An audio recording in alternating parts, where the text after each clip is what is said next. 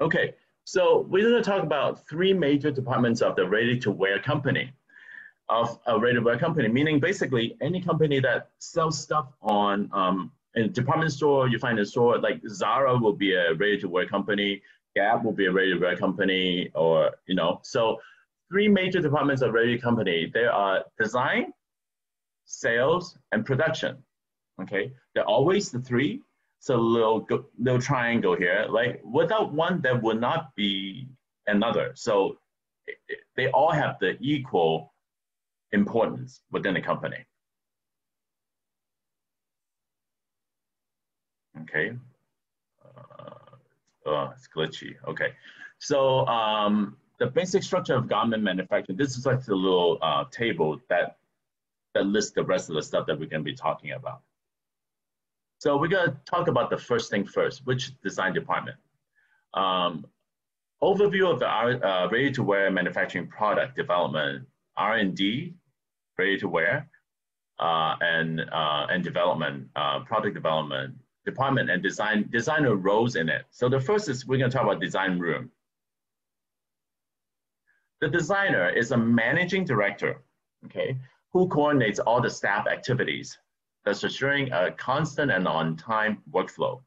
The designer is responsible for developing a saleable, marketable line or items, as well as delivering it to the sales department on time. Okay, remember, we always talk about saleable, okay? Just because you design something, it has to suit the market. Otherwise, if nobody buy it, then it's not gonna make any profit for you. Okay, so designer responsibility is also to refabricate while checking items and style. A lot of times, when you have a style that you've been selling well, you don't want to just throw that away after one season. So maybe you want to change the style into different fabrication. Sometimes it'll be different color to continue the same design. All right. So under design room, under the designer, you're gonna have the staff assistant designer. So assistant designer generates cost sheets, which are documents that include everything it takes to make a garment in dollar value. This is how we figure out that how much it costs. So you're always going to have a budget when you design in a ready-to-wear company. You can just go off and buy $50 worth of trim and put into a $3 garment. All right, so things doesn't make sense. So and then the assistant designer also orders sample cuts, small amounts, about 3 to 5 yards of sample cuts to make the used prototype, or the first sample we call it, and trim small amount of buttons, lace, applique, screen prints that the prototype sample needs. And sometimes the assistant designer also illustrates line sheets, usually with CAD these days, right? Coordinates first pattern makers, sample cutters, and sample makers workflow to assure that due dates, deadlines are met. Again, the word deadline is here, right? So this is a sample of the line sheet that some company had created. They sometimes requires flats. A lot of you don't really like to draw flats, but I tell you that once you graduate, if you work as an assistant designer, you'll be drawing a lot of flats. So it's a good time for you to get really good at flats. Okay, so first pattern maker is also pattern staff in the design room. It makes a prototype or working pattern, also called a first pattern, for the sample that will go to the showroom. So like, you guys will have the opportunity to experience being a first pattern maker, because you take your own design when you do the mentor project, you're gonna take it and make a first pattern, right? So that makes you a first pattern maker. So the second one is called sample cutter. Cuts the first sample from the sample cut fabric. Usually, often, it estimates the yardage amount of fabric needed for the style.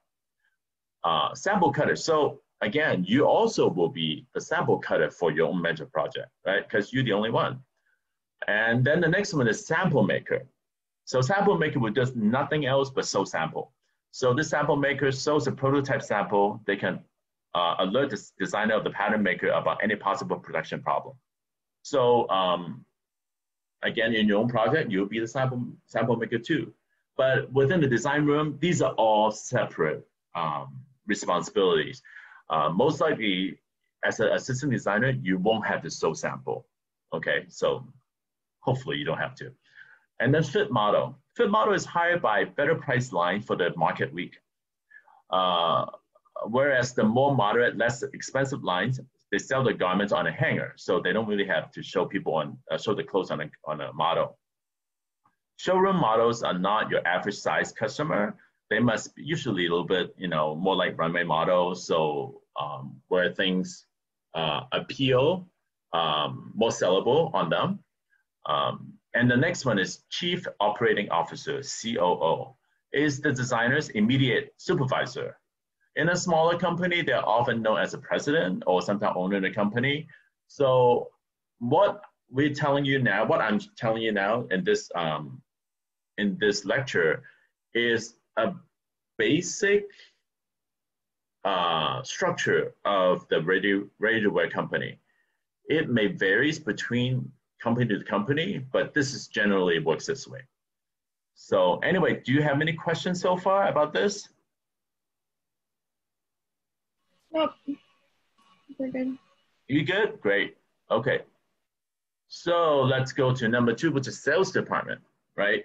So designer cooperates with the head of sales, which title is merchandiser. Okay. The merchandiser also informs the designer of a well-checking or well-selling item. Remember how I said, when a certain style is doing really well, then it becomes the moneymaker for the company for that season. So a good moneymaker usually can continue selling for at least another season. So they will tell the designer, hey, we have XYZ style that should be refabricated into different fabric for next season. So well-selling item that design responsible to refabricate for the next season, right? So refabrication means choosing appropriate fabric, sleeve length, color. So for example, let's say in the spring season, they have this style, let's say long sleeve blouse, okay, just say that. And it sells really well. So in the summer, they may change the fabrication, so it'll be a little lighter weight, same style. So it may go from a stiffer fabric and go into like a chiffon for summer. So it's more, airy and all that. So those are the things that, sales department will inform the design team. So sales staff. So the head of sales staff is sales manager, while the merchandiser and the sales manager. They coordinate the activities in the showroom and traveling salesman.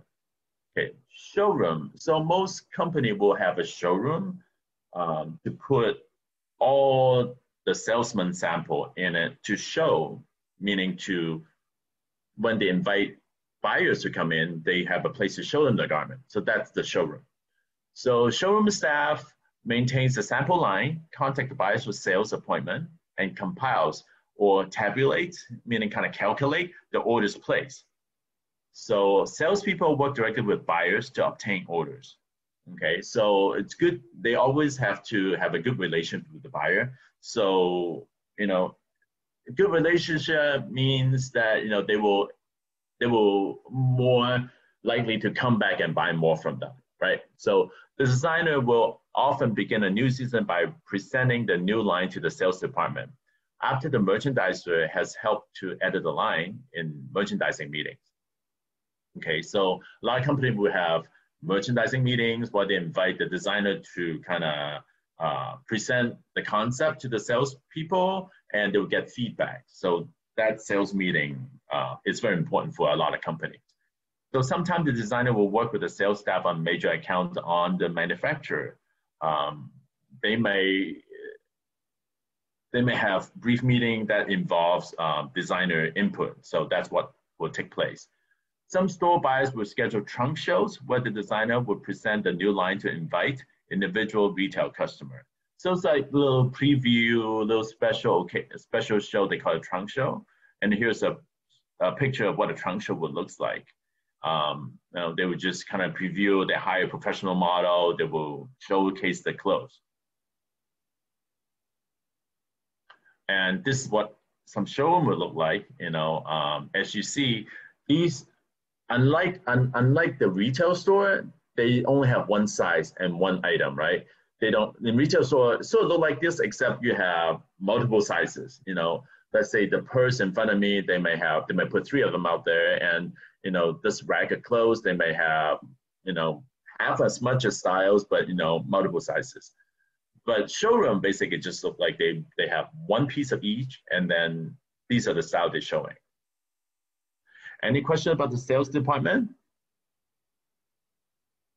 So the merchandisers help the designer a lot, okay? So, all 3 departments are really interconnected. All right, so we're gonna go on to production department. So the designer's involvement in this department varies from firm to firm.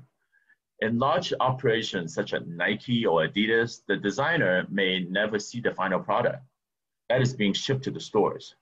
So in smaller firms or those who own by designers, they may be present for all production fittings, thus overseeing all changes made to the style due to fit or production issues. So whenever possible, when you guys as a designer, try to attend all the fittings, since ultimately it's your product and you should be able to see and approve the changes. I was in a company, I moved from different positions. I was in production for many years. So a lot of times I would go ahead and change the style to fit our budget. So designers don't even know what happened. So really as a designer, you want to have a say to what's gonna be, you know, at the end game. So try to be at all the fittings. So this is a picture of what a fitting will look like. They have some designer or the pattern maker will be there adjusting, doing all that stuff, which in our case, you will also have an opportunity to do it on your mental project fitting, because, you know, we want you to go through how it is like to be in the designing process, the manufacturing process, to the fitting process. Production manager is the head of the production department. In a large company where there are many divisions and many production managers, in directors of manufacturing is in charge of all the manufacturing and the production managers. So in my last company, I was production manager at some point, and then I became the director of manufacturing for our domestic department. So it's just, the level is kind of crazy sometimes. You know, you have to think about a lot of things at the same time. So all the following 5 production departments are directly under production manager supervision. So this is mostly talking about a domestic production setting, okay? So fabric and trim purchasing, large order for production cuts. So you buy fabric, basically buy trims for the production. You know, that's after the number comes in, then you have to calculate the estimate yardage and, you know, for the product, okay? Marking, grading, cutting department. So marking has to do with pattern, production pattern. Grading also has to do with production grading. Like, meaning you making size medium now, how are you gonna grade it into a large, extra large, or go small and extra small? And the cutting department is cutting department, right? Sometimes it's in-house, sometimes it's outside surface. Quality control, also known as QC. This is the person or the department that is so crucial for the success of a company. This person is gonna go check in all the, you know, all the details as a product being made. The quality control may go to the cutting service to make sure everything's cut properly. May go to the factory to see they're sewing, you know, the sleeve on correctly, the collars on correctly, all right? And the next one is sewing factories. A lot of times, a lot of companies don't have their own sewing factories, so they will contract it out to a sewing contractor.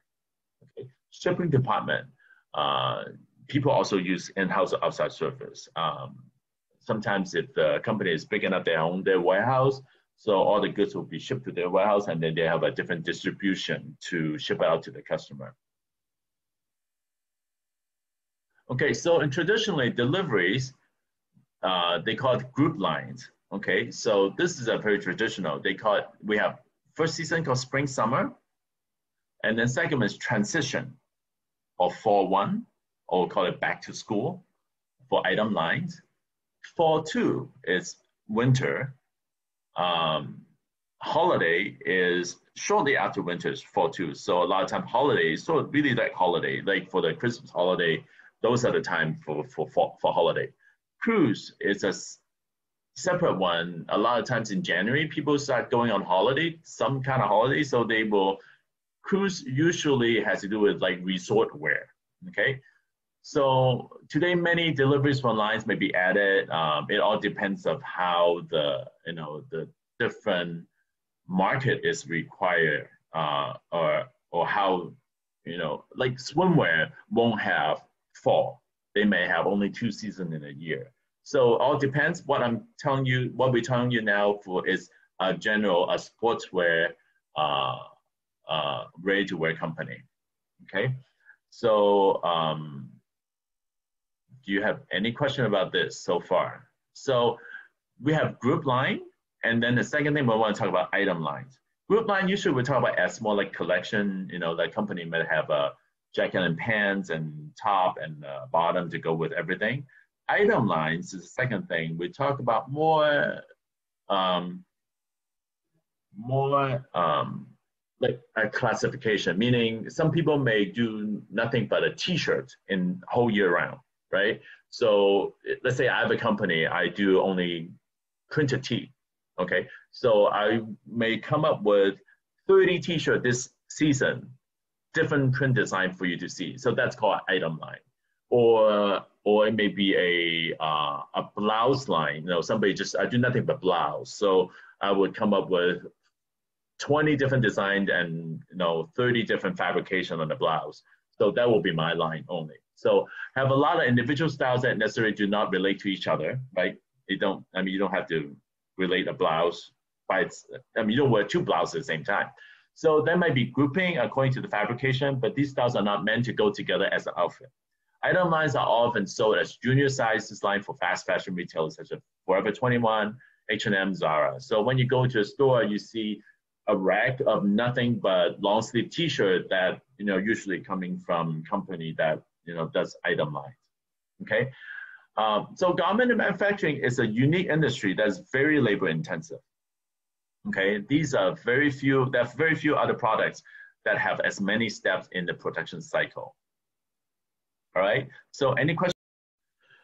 So part 2 of this lecture, we talk about the process of manufacturing a garment. Okay, so we're talking about a collection now. We're not going to talk about just a collection of blouses. We're going to talk about everything else. So first thing you do is research. Now you guys are also going to go into this whole process. Same thing, what you would have done as working as a designer. This is designing. So in designing, when you do your research, what you do first is you will shop locally, right? Or abroad. And sometimes, in my last job, I used to travel to Europe, to Paris, to Germany, because that was our market, equivalent to, and to London. So to go shopping, not exactly buying clothes, but just to see what other people are doing. So shopping locally abroad to research a market.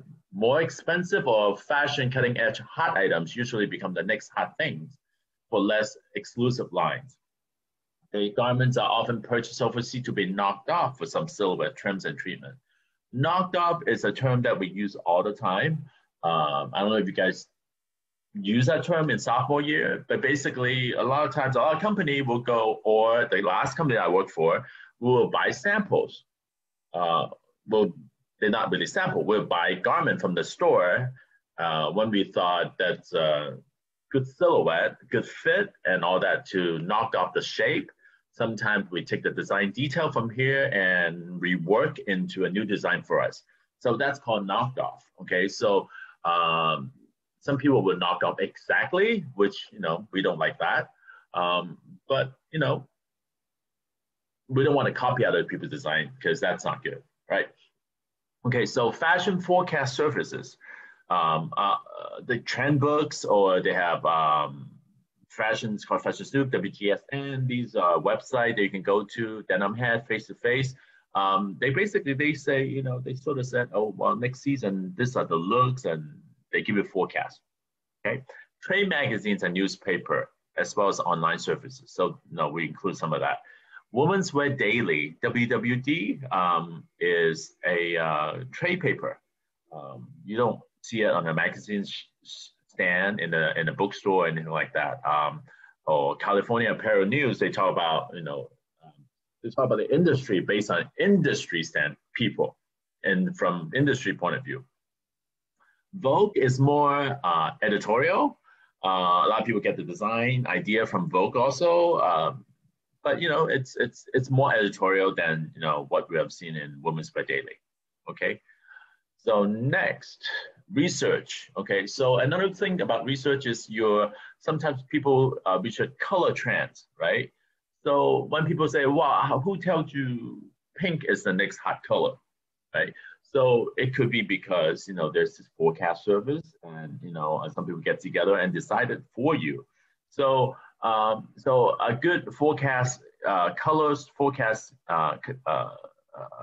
service is called Pantone. If you've never seen a Pantone, like a little color fan, looks like like paint chips. When sometimes you see people paint their house, they show you a fan of different color, different grades. Except in Pantone, they have that, and they also come up with telling you, okay, well, this season, these are the new colors that we are forecasting. So that color story and color surface. So a company, when they research, they will look at all these different color services, or sometimes they get an idea from just shopping, right? They see a whole bunch of colors in Europe. Usually US is maybe a season and a half, 2 seasons behind Europe. So they see this hot color over there, and so they can use the same hot color, same color or a variation of it when they start their line 2 seasons later. Okay, so that's a color story. When you design the line, a lot of times you want to have your color story set. You want to cover your pinks, you want to cover your greens, cover your blues. So get those shades of blue that you want that work together with the other colors. That's what they call a color story. Okay, review of textile lines, which generate the creative process. So when you start working, what you also do is you will have fabric salesmen, which they will represent, different manufacturing, the fabric company. They have their collection to show you. So you look from different, you will have appointment with different fabric salesman, and then you will collect the swatches from them. Now we ask you to go to fabric store, collect swatches, right? So when you start working, you won't go to retail fabric store anymore. You will actually have people come to you, show you the latest and the newest. And then you will say, hey, I like this new cotton broadcloth, and that I want to put in my line. And they have 3 colors I like here, but other textile company may have the other 2 colors I can put together. So that's what you have to do when you start working. All right. So this is just to show you orchid flower. That would be a name of a Pantone color or some other color surface number. Okay. So after the designer take direction from the merchandiser, which is the head of the sales, right? Remember we talked about that. Hot items are refabricated. We work to fit the current season. We sort of revisiting in what we said earlier in the first half of the presentation. So designer will take that idea, and then they'll create a storyboard, mood board for inspiration. Now, once again, you guys are also going to do a storyboard, mood board when you do a mentor project. So we are having you do what a designer will be doing in a real industry. So you will create a mood board based on maybe swipes, maybe magazine tear out, or whatever you have, maybe a picture that you took in a museum, that you thought will fit into the mood of your story of a collection. That's how you create mood boards. And then you put in your fabrication on top of it to support your idea. Okay. So once you have the research, you have to go into development. Okay. So development, you have to, as an assistant designer, you prepare to order sample cuts. Okay. Why do you want to order sample cuts? Sometimes you think maybe I see a fabrication that I really like, but then, I got to test it out, right?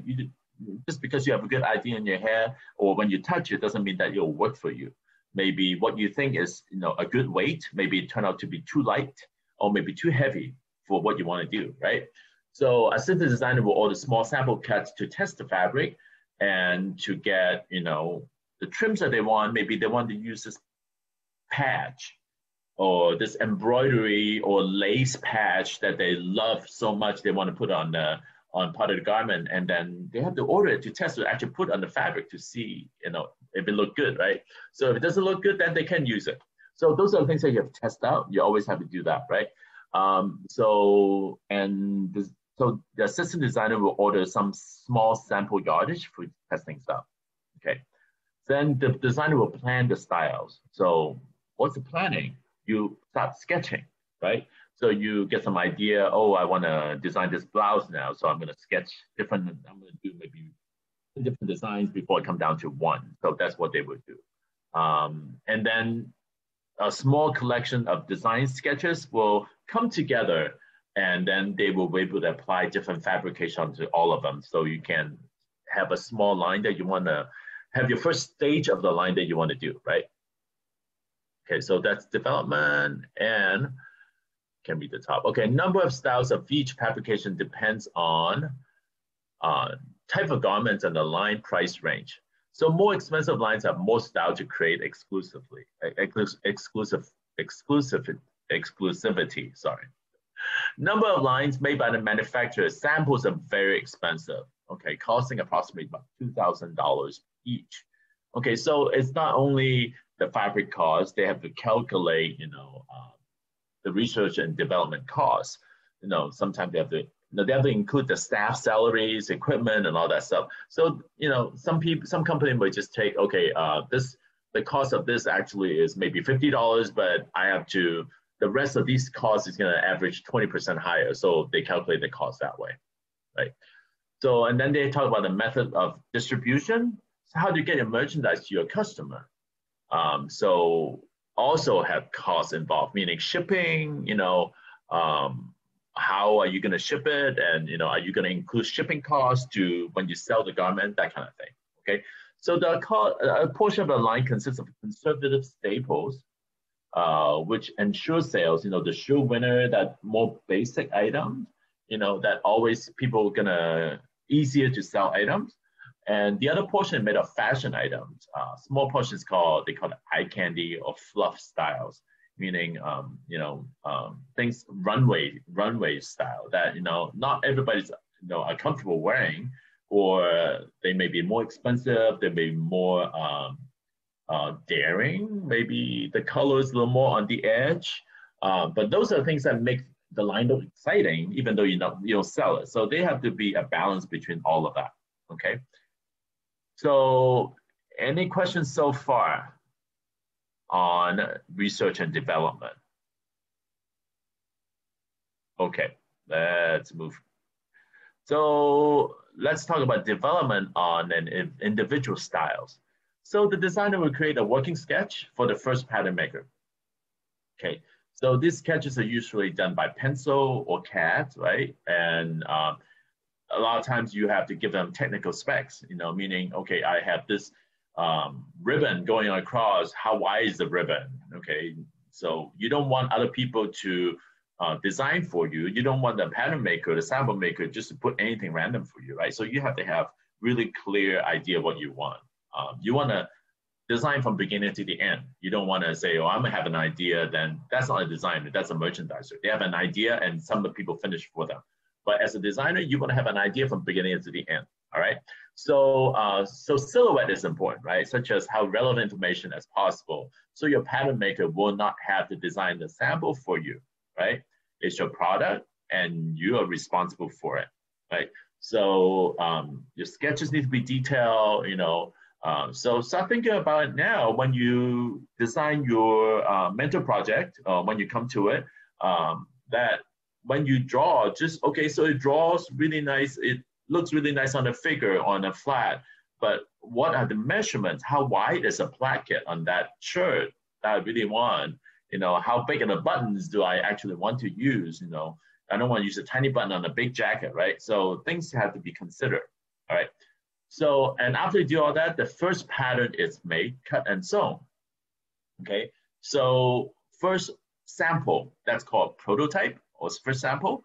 They will take the style, they review it, as see if it has hanger appeal. Remember I said some company don't have the budget to hire a live model. I mean, you don't want to carry bring along a live model when you show the customer, right? You want to bring a rack of clothes to show them what you have. So it has to have good hanger appeal. A lot of times you hear that a lot, hanger appeals. Not you can't have something that doesn't look good on a hanger. People don't, if they don't see on a hanger, they don't want to buy it, right? Or they don't see look good on a hanger, they don't want to put it on. So that's what you call hanger appeal. So sales samples are often made in smaller sizes because they fit the hanger better. Big hanger, everything drop off the shoulder, it looks really weird, okay? So after you make the first sample and the style is revised, reworked, sometimes maybe even drop. So, people want to be careful, or you want to be careful not to just make every single sample you have ever sketched out, because sometimes you have to sort of imagine what it will look like, and maybe you don't have to make it then to be able to put it in a line. So that's the kind of thing that you want to maybe avoid spending the $2,000 on the first sample later on to be dropped, because $2,000 is going to come from somewhere, right? So, all right, so after you finish that, let me make sure I didn't skip anything. Okay. After you finish your sample, then you decide that particular sample is in the line. So then you do the costing. So assistant design will generate a document called cost sheet. Now you are going to have to do some cost sheet also. We're going to start practicing cost sheets, so you will know the steps to how to calculate what's involved in the style. Okay. Assistant designer will generate a document called cost sheet documenting fabric and trim sources and prices, cost and quantity of everything used in the style, outside work such as screen print, pleating, embroidery. And double check all your figures are correct. Okay, these are the things that you may not, some of you will never want to do it, but it's crucial to you when you work as an assistant designer. And you say, oh, well, I don't ever want to be an assistant designer. I want to be a designer, right? So I can tell you now that even after you graduate, senior, when you come out, your understanding of the market is not that vast yet. So that means I highly encourage you to look for assistant designer job, which is probably what other people will offer you as fresh out of school. So you learn the industry on their dollar, meaning, you get paid for learning at that time, right? So, so you learn everything you can learn in other people's company and working at other people's company and learn on their bucks. And then you can, if you are inspired to become have your own business, then you can take the knowledge with you to open your own company. Okay, so therefore it is important to know what assistant designer does and the responsibility, the things that they have to do. So this is one of them, cost sheet, getting the labor and all that stuff. So the labor and the shipping costs are generated by the production manager, not assistant designer. So assistant designer would go the cost sheet up until the trim, and like the fabric cost, the trim cost, and maybe some other, special details that you have to send up to get made, but you don't have to do the production costs. So it's very important for all the information and cost number correct. And any mistake at this stage will jeopardize the profit margin for the production. Okay, any question I see, H?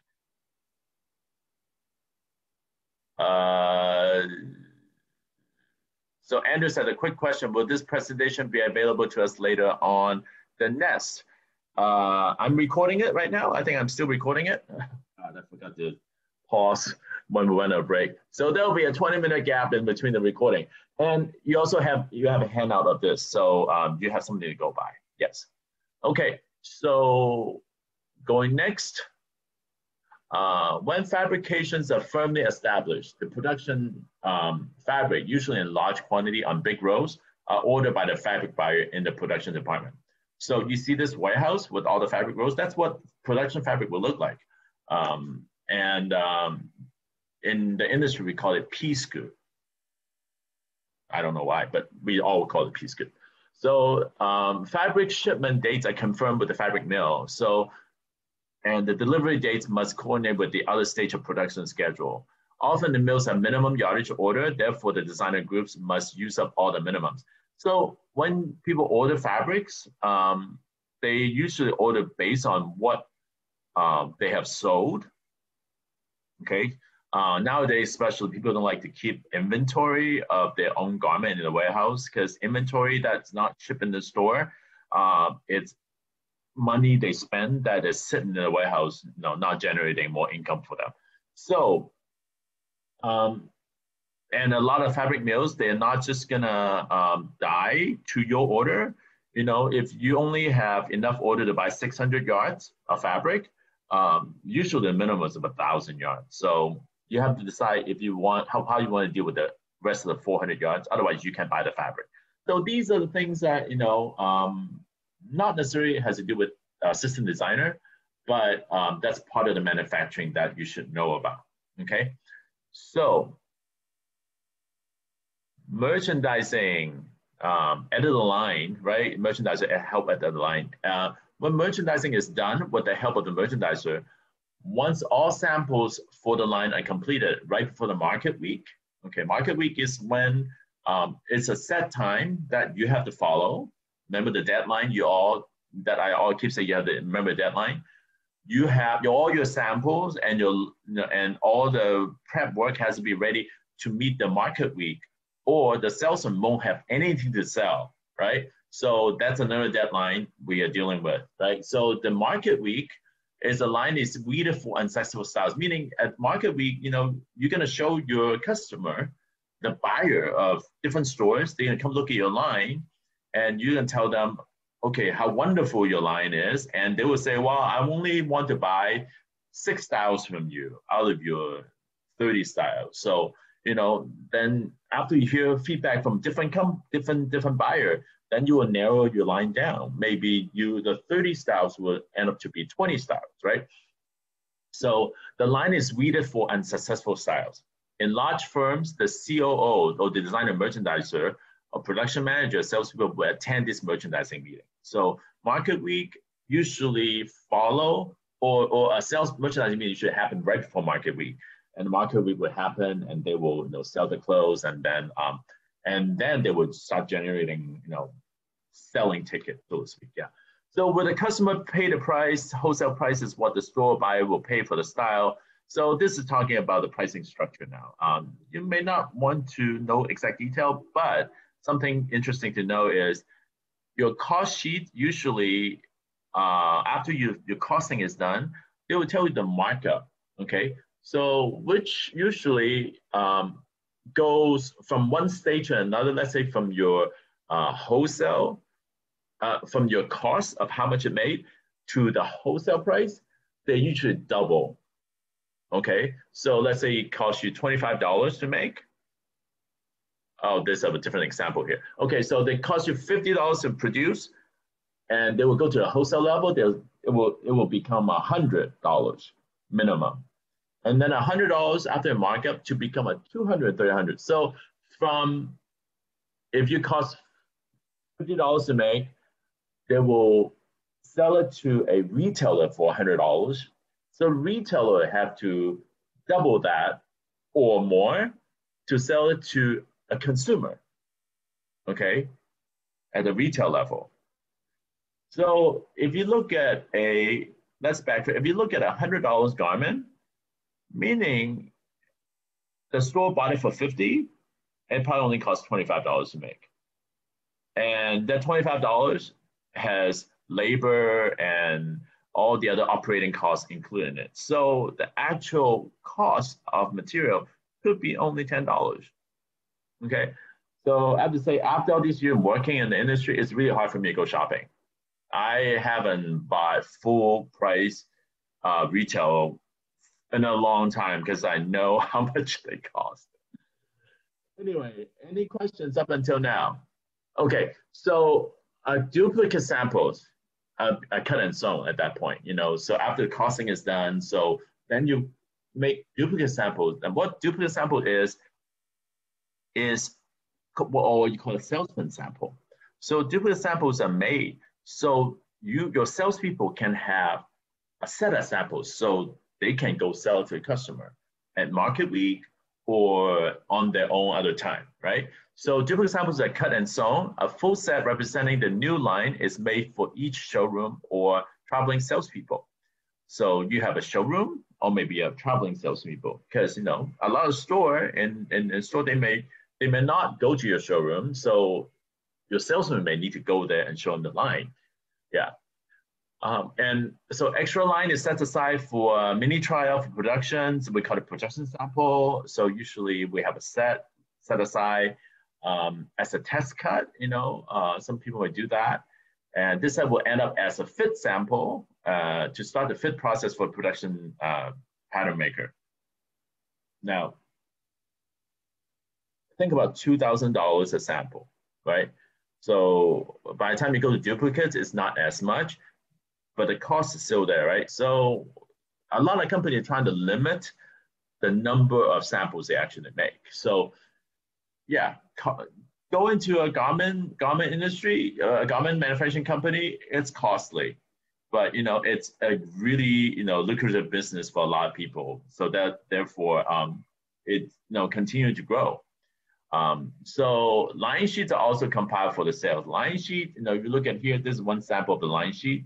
So it may tell you this particular style here, it will come in all different color combinations. So that's what line sheet is. Okay, so sales.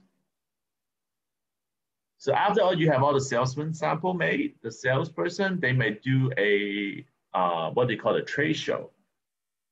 Okay, so this is a sample of what could happen in a trade show. It is in a big hall of some convention center. I don't think this is New York.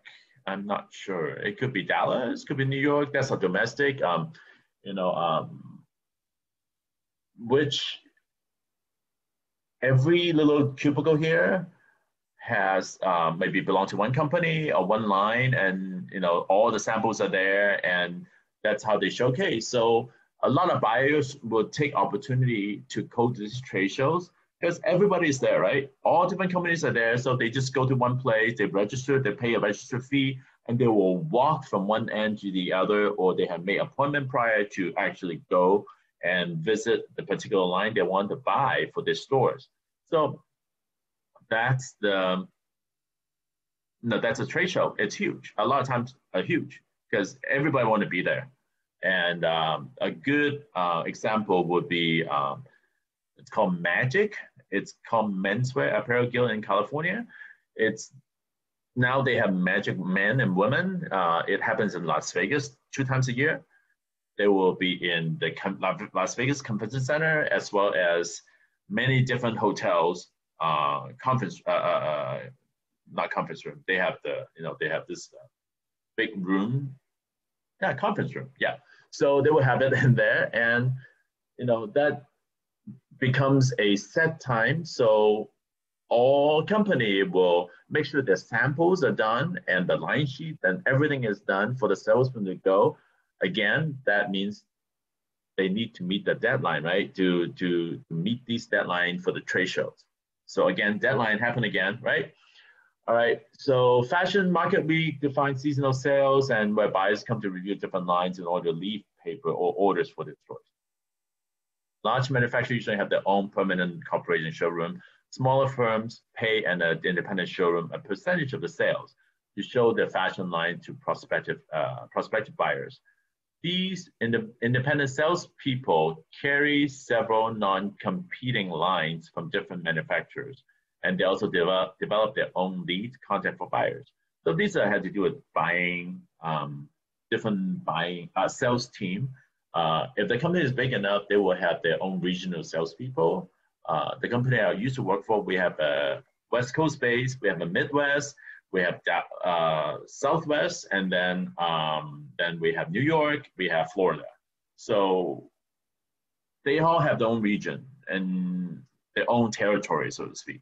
So that's how they make their money, So they will go out and they will show the clothes to different places. Anyway, so once order are received, they are then tabulated, right?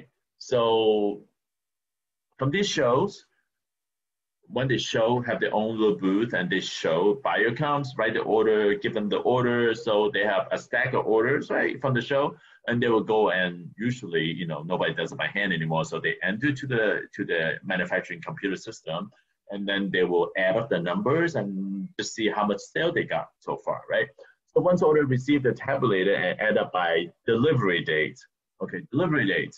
Okay, so you offer your line based on different time of the year shipping. So they will, you know, you offer a window of shipping for specific collection of your specific group.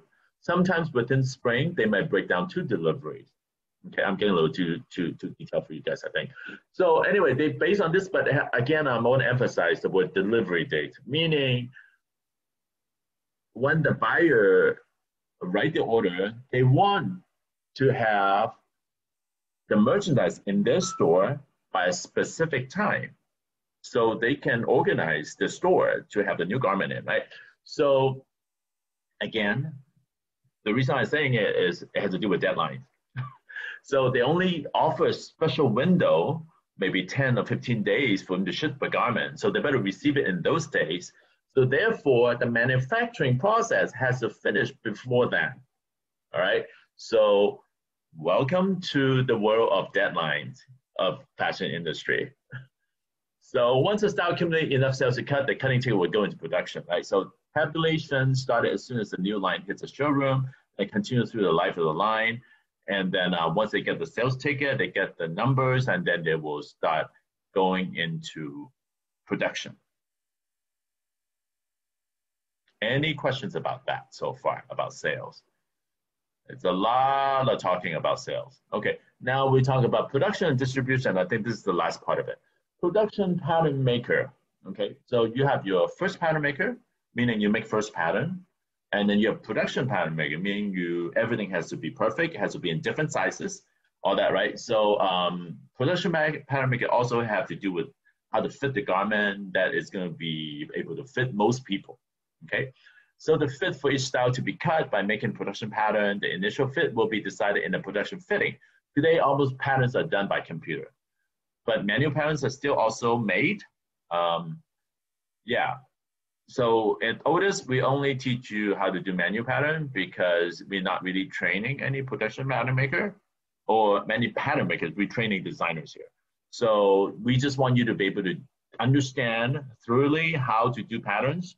So therefore, we don't really dive into teaching you computer pattern making. The fit at this point is standardized, right? So, and production fit model resemble your average size customer. So we have different fitting model coming to fit your clothes, and so it's more for your customer. So at this point, as a designer, you really want to be in that final fitting because this is where they start cutting costs.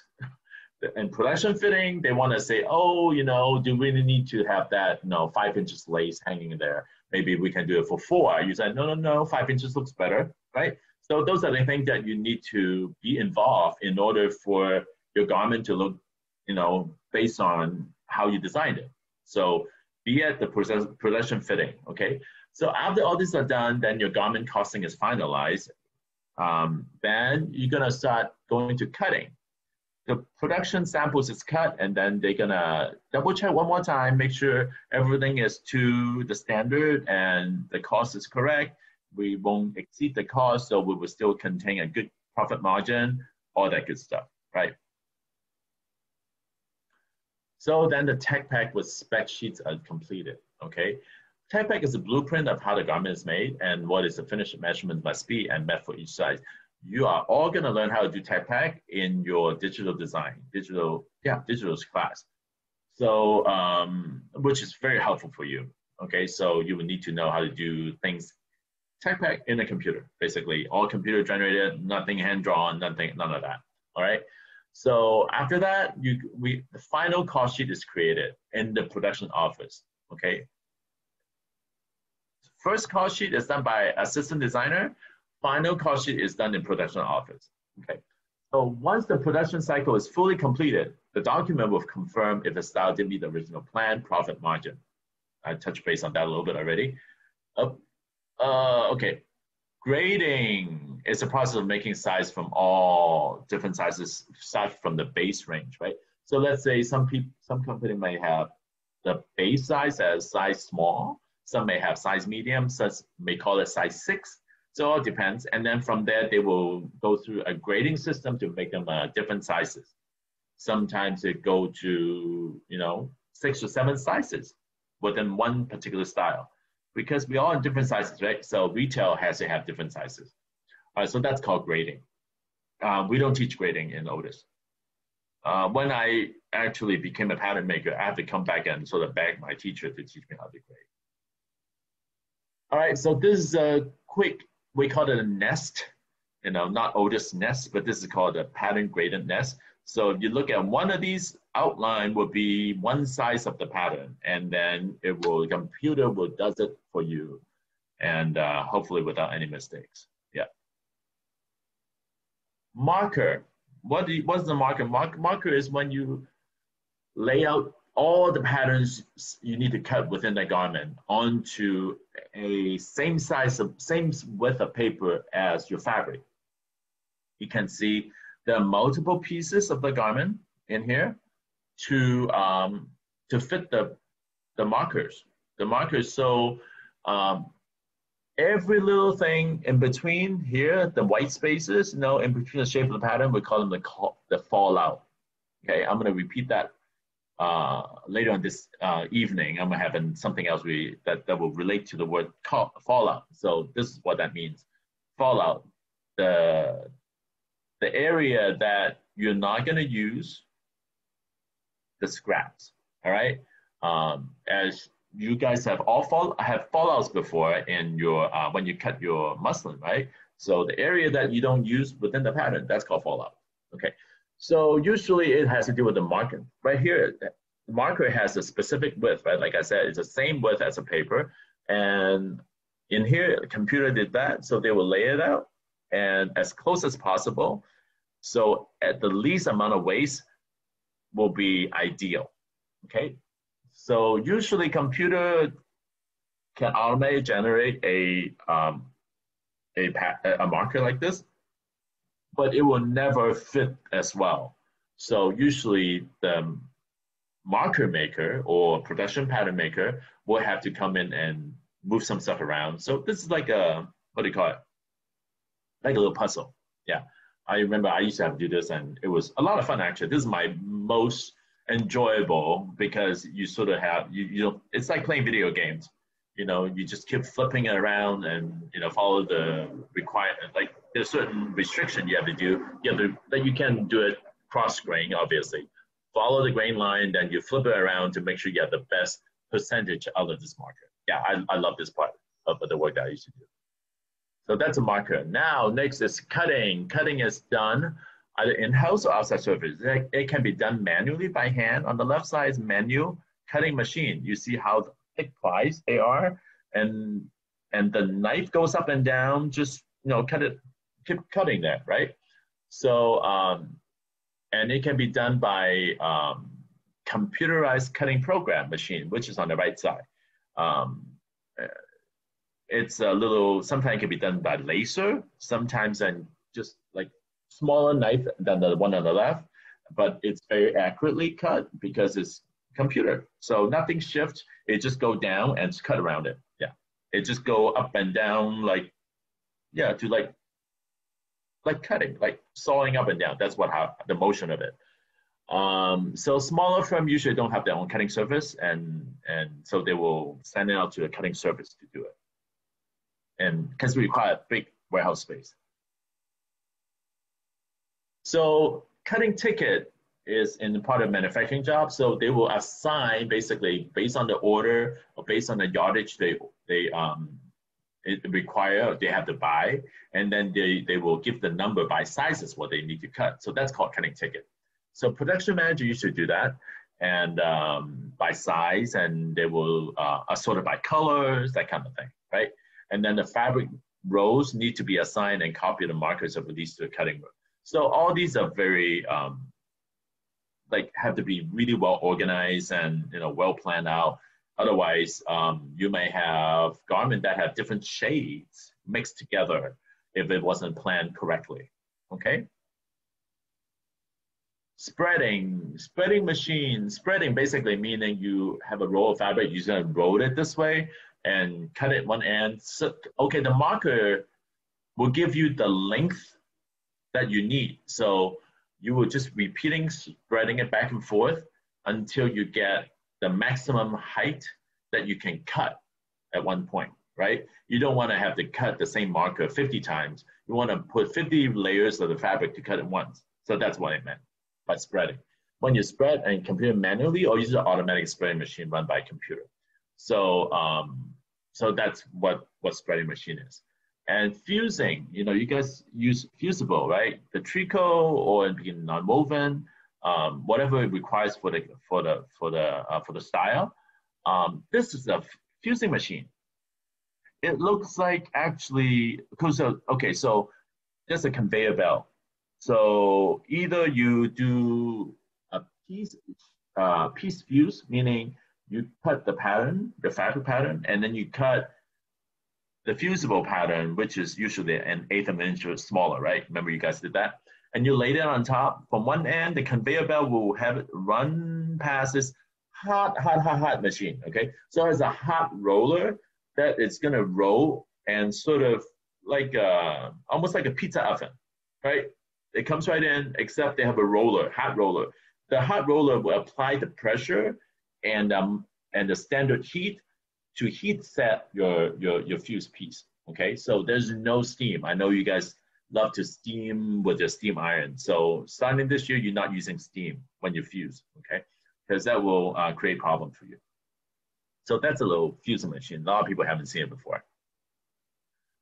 So all the cut pieces, so after you cut the whole thing, then you put them in bundle by sizes and shape, and then some style may have a pocket that has embroidery on it. At that point, they will take that pocket in a stack of maybe, let's say 50 layers, right?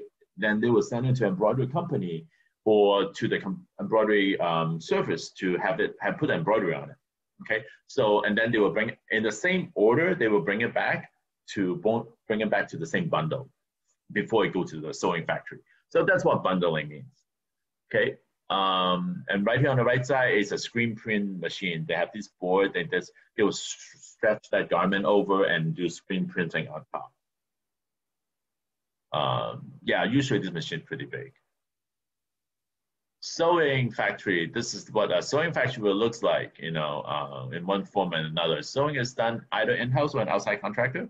A lot of companies don't have the funds to have their own sewing factory, so therefore they use contractor. Okay, there are a lot of contractors in LA, used to be a lot more, now it's less. A lot of manufacturing has gone to overseas because of the cost factor. I'm not gonna go over that side of business because that's a little crazy. So approval samples, at that point, once one factory receives the bundles or the cut, they will make approval sample. They will like pick a piece of every bundle and they will sew that one sample up based on the production sample you've given them. So they will make one up and they will see, okay, hey, did I do it right when I duplicate it? Did the spec turn out right? Maybe the sample, the operator took more than half an inch seam allowance, maybe so 3/8 or maybe less, so the garment become bigger. That's not right. So this is where that comes in, approval sample. They make one up and see if it works, okay? So then the QC, the quality control, will say, hey, that wasn't right. You make it a little too big, so you got to correct it, right? So, and the QC will stay in the factory a lot during that process to make sure everything is done correctly. They use the correct color thread, they put the correct color zipper, everything based on your sample. So, and the QC will generate what you call a WIP, a work in process report, to document themselves, make sure that the factory is following the job. And then after you finish sewing and the trimming, pressing is done, they put it in a hanger, and at that time, the factory will have to produce what you call a TOP sample, top of production sample, meaning at the very end, okay, so let's say they need 2 weeks to finish sewing. So maybe at day 7, the first bunch of clothes will be done. So they will press one, put the buttons on, put the zipper on, everything is done, and finish pressing, put on a hanger, and say, hey, this is what I've done based on your cut, and is it approved for me to ship if I have all the garments like this? So that's called a TOP sample. So after you ship, after the factory is finished, and they will ship the cut of that, let's say 500 shirts that they finished making, they'll ship it back to the distributor or ship it back to the warehouse. So then they will go to shipping. So now the company actually will start figure out how many of this style is going to go to this customer. Now the whole, distribution process begin. Okay, so very essential because they have to meet the deadline, right? On the cutting, on the order sheet, right? If the factory's delivery is late, then they can't ship it on time. Then what may happen is it may result into something called cancellation, or the retailer may say, "Oh, I will accept it, except you have to give me some discount because you're late." So by not meeting that line, these are the consequences. All right. You will largely, affect your profit margin. Last page. So you have a dream of having your own design brand. Make sure to carefully learn and well understand the real business of fashion. You may not get to do runway show. This may be the last time you do runway show in school. That was the last time I did runway show, was when I was in school. I never really had any runway show anymore of the work that I used to, because we didn't do it. I worked at a menswear company. It's a moderate price, so we didn't have to do